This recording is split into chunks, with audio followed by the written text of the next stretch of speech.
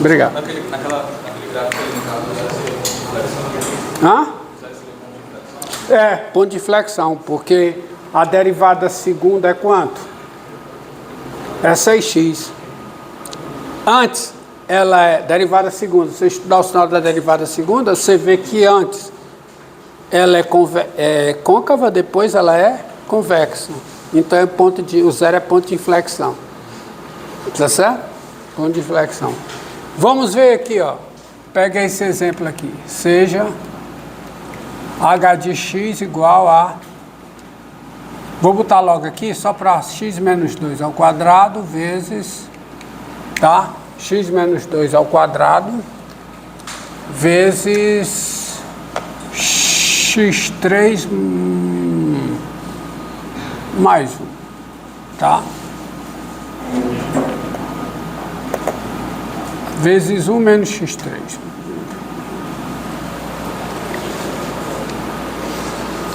Tá? A função h. Domínio de h. Quem é o domínio de h? Quem é? Hã? Domínio de h, os reais. Domínio de h é os reais. Tá? H é 2 vezes diferenciável. É 2 vezes diferenciável, certo? Quem é a derivada da h em x? Quem é? Hã? 2 x menos 2 1 menos x3 mais aí x menos 2 ao quadrado vezes... Que parênteses, cara? Que parênteses que eu esqueci? LG, silêncio, please. Bora. 2x menos 2, 1 menos x à terceira. Aí vai ficar o quê? X menos 2 ao quadrado vezes o quê? Menos 3x2. Então fica menos 3x2 vezes o quê? Bora. E... Entendido aí? Precisa de parênteses, LG? Onde é que tu está vendo um parênteses? Eu posso colocar se você quiser. Mas é desnecessário, não é? É. Você não está derivando quociente, não, para colocar naquela notação, LG. Um produto. Está aqui. Coloque parênteses onde for necessário. Onde não for, não coloca. É desnecessário. Desnecessário não tem problema. O problema é ser necessário e você não colocar. Tá certo? Agora aqui, como é? 2, né? É 2 vezes o quê? 1 menos x3, né? Não é não? 2 vezes 1 menos x3. A derivada da primeira que é 2 vezes 1 menos x3, tá certo? Mais o quê? 2 vezes x menos 2 vezes menos 3x2. Então fica menos o quê? 6x2 vezes 1 menos x3. Concorda comigo? Sim. Tá, fica 2 vezes... 6x3? Não é 2 vezes x menos 2 vezes menos 3x2? Então fica menos 6x2. E aqui? Fica o quê? 6x. Menos, né? 6x vezes x menos 2 ao quadrado, tá certo?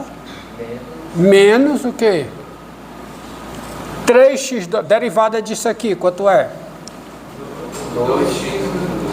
É 2 vezes x menos 2. Então fica o quê? Menos 6x2 vezes... Não, ó. Não é 3x2 vezes x menos 2 ao quadrado? Sim. Então fica o quê? Fica 6x vezes x menos 2 ao quadrado, que é a derivada da primeira vezes a segunda, tá certo? mais a primeira, que é 3x2, vezes a derivada da segunda. Quanto é a derivada da segunda? 2x menos 2, vezes menos 3x2. Menos 6x2 é x menos 2. Não é isso, não? Hã? É ou não é? Tá? É ou não é? É isso aí.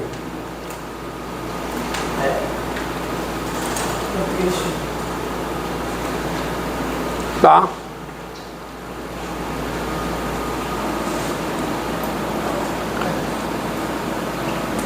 Eita, tá errado aqui. Espera aí, tá errado. Oh, meu Deus, tá errado. Ó, tá errado. Fica. Desculpe. Derivada dessa. Quanto é? Vamos refazer. Derivada dessa. 2 vezes 1 menos x3. 2 vezes 1 menos x3. Tá, vamos fazer com calma. Aí fica o quê? Aí fica menos 6x2 vezes quanto? X menos 2. Tinha colocado outra coisa aqui, não foi? Eu tinha colocado outra coisa aqui. Não é? Errei, equivocado. Não é 1 menos x3. O menos x3 já derivou. Besteira minha. Ok. Fica derivada da primeira, que dá 2 vezes a segunda, mais o que? A primeira, que é 2x menos 2, vezes a derivada de 1 menos x3, que dá quanto? Aí fica menos 6x2 vezes x menos 2. Ok? Corrigido. Agora o resto estava certo. Aqui fica menos 6x vezes quanto? Vezes x menos 2 ao quadrado. Tá? E agora vai ficar o quê? Menos 3x2 vezes a derivada de x menos 2, que dá 2x menos 2. Então fica o quê? Menos 6x2 vezes x menos 2. Concorda com isso? Dá até para simplificar, porque vai ficar menos 12x2. Ok? Só trocou o sinal, né? Hã? Não, troquei não. É isso mesmo. Porque é menos a derivada disso. Mas o que importa é o seguinte, daí eu te pergunto, concordam comigo? Daí eu te pergunto, quanto é a derivada de h no 2? Quanto é? Derivada de h no 2, quanto é? Zero.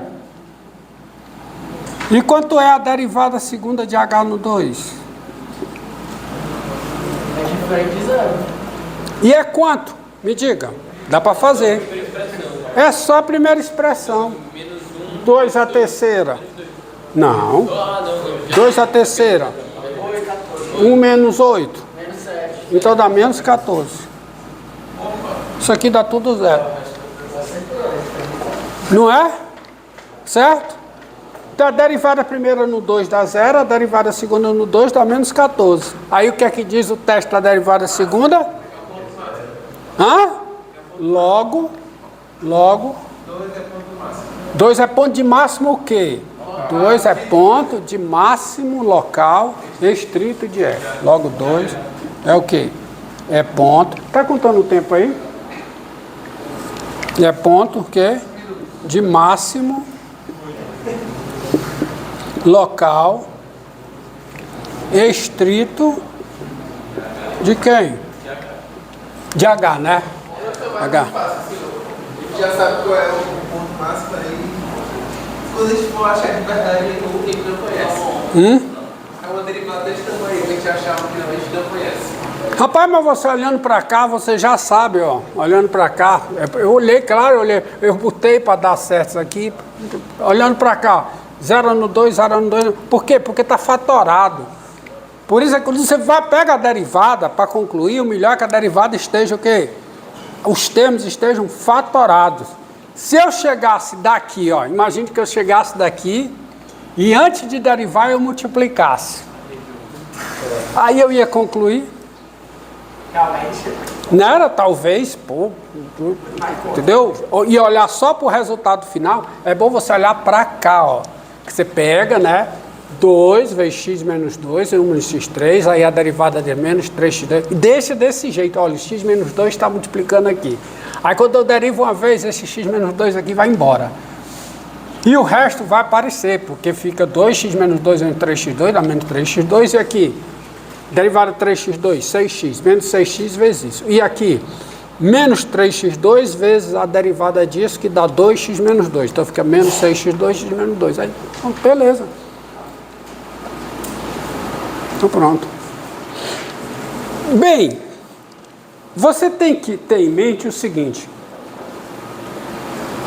Se uma função tem, num intervalo, um ponto de mínimo local, melhor dizendo, se um intervalo contém um ponto de mínimo local de uma função, não necessariamente esse ponto de mínimo local é ponto de mínimo da função nesse conjunto. Vou repetir, tá? Se um intervalo contém um ponto de mínimo local de uma função, não necessariamente esse ponto de mínimo local é o ponto de mínimo da função nesse intervalo, nesse conjunto. Por quê? O que é um ponto de mínimo local? É um ponto de mínimo da função em algum intervalo aberto. Você não pode esquecer esse conceito. Veja aqui, olha uma ilustração. Ó. Vou colocar essa ilustração aqui para vocês. Figurinha, né? Figurinha é bom. Passa aí.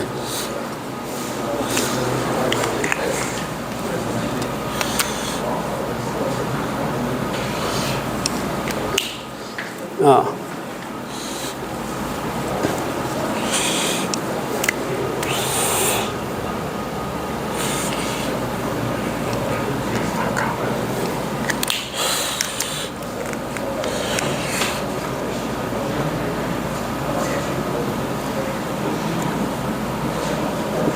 Ó, considera essa função aqui, ó.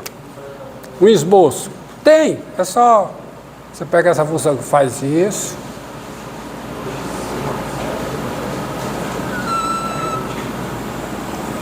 Tá aqui.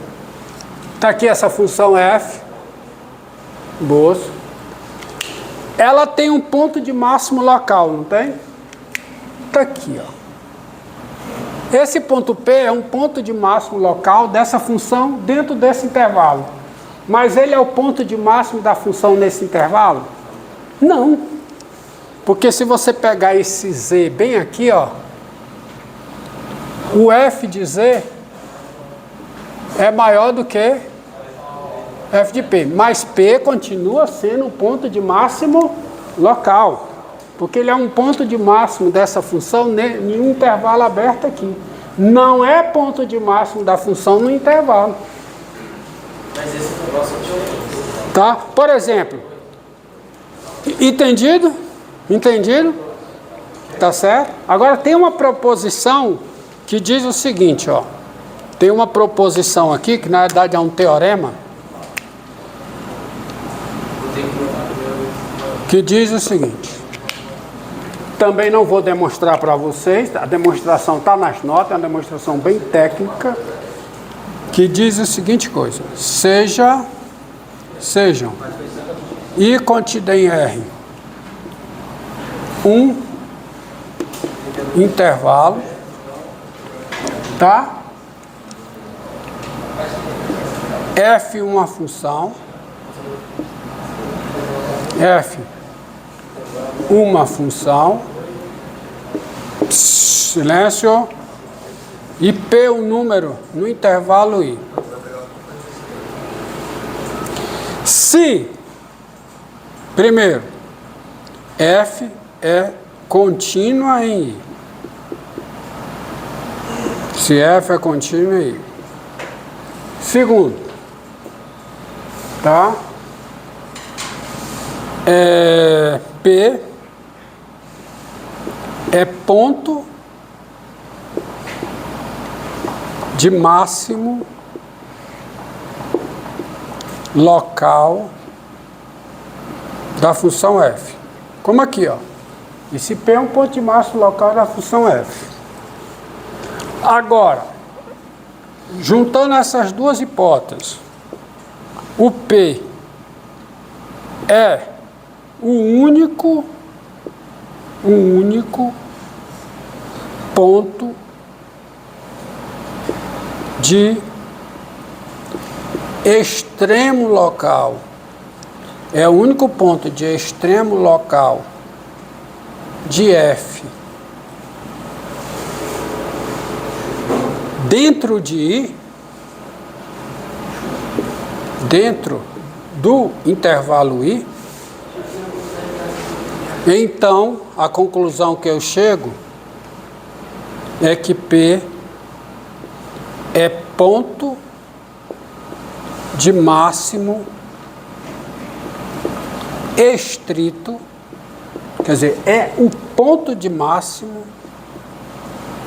de F em I.